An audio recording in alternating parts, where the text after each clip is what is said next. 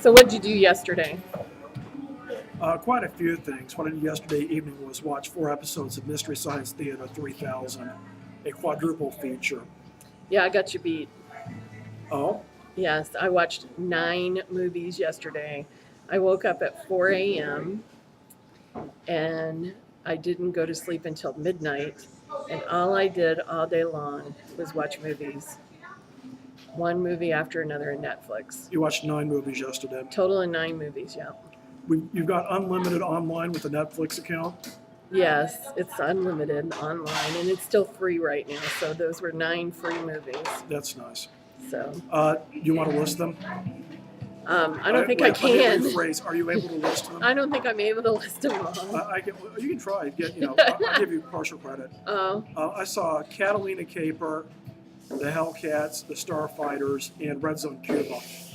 and which one? What? Red Zone Cuba is on your top 10 worst movies, right? It's one of the top 3 worst films that appeared on the show on MST3K. Oh, okay. That appeared on the show. It may be the worst movie I've ever seen. Let's put it that way. If you're in the top 3, you're a viable candidate for worst ever, even outside the realm of the show. All right, so let's see if I can do it. I watched both versions of The Cabinet of Dr. Caligari, the 1919 silent film and the 2005 remake, which was pretty good. After that, I watched Hollywoodland with Ben Affleck about George Reeves' death. I watched Being John Malkovich. Okay, that's 4. You watched Dangerous Liaisons. I watched Dangerous Liaisons and I watched Valmont, which are 2 movies that are based upon the same book. That's 6. So twice yesterday I watched the same story told 2 different ways. That was interesting. Then I watched, the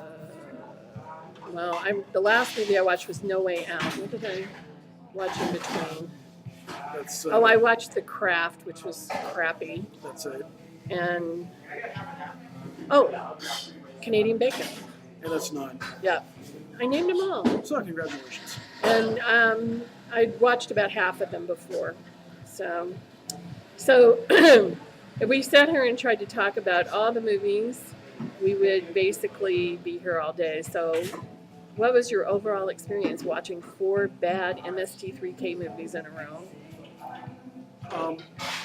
My experience was, I don't know how to put it, I saw a bumper sticker once that said, a bad day at the golf course is better than a good day at work. So is this a bad day of movie watching? I don't know about the golf thing in the first place. I've had a bad day on the golf course before, but I've had good days at work, and frankly, I just don't agree with the bumper sticker. The thing that I discovered watching this is that there really aren't any really bad movies. There are, I mean, obviously. But that you've got to really, really work at it and make something that's just bad, instead of just being lackluster, uninspired, low budget. Yeah, what I found is that there are not any great movies. Well, there are, but I didn't watch any yesterday. All of the movies I watched yesterday were mediocre to good, with the exception of The Craft, which I thought got really stupid towards the end. It started out fun and went downhill. But there was no 5-star. I didn't rate any of them 5-star yesterday, so that was kind of disappointing in a way. But, a 5-star movie is sort of rare, in my opinion, anyway. I think that people, how do I put this? I came up with an opinion on movie criticism, which I think is more interesting to get into the meta level than people went in on the IMDb page and really trash these movies, all out of proportion to how bad they really were. And I think they do it because there's a certain satisfaction in showing off how clever they are, or just a sort of a desire for something to be the best of the worst, so to speak.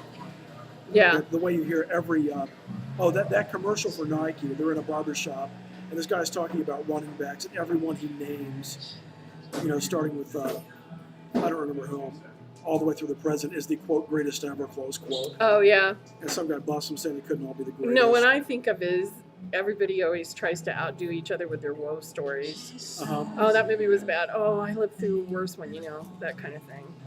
So. Well, maybe I've been brainwashed enough by my own role as a, I don't know if I would call it a film producer. That paints rather a less modest image of what I do than I would like to paint. But I look at it and I think, this is how I would do this better. This is how I would do this better. That works. That doesn't. I'm busy disassembling it and seeing if I can put it back together in a form that would work. And Usually I give up, but not always. And in that way, all movies are the same, and so you can learn something about how they did it because they all had to do something in order to make the movie. Yeah, the real issue from my standpoint, the subtext I bring to it is not am I being entertained about how would I play this hand, as it were, like a bridge player or a poker player. And sometimes the hand is just unplayable, and you just have to say it should have been folded. Well, yesterday my goal was to veg out, and I succeeded. So sometimes a cigar is a cigar. Yeah, okay, yes, and sometimes it is not.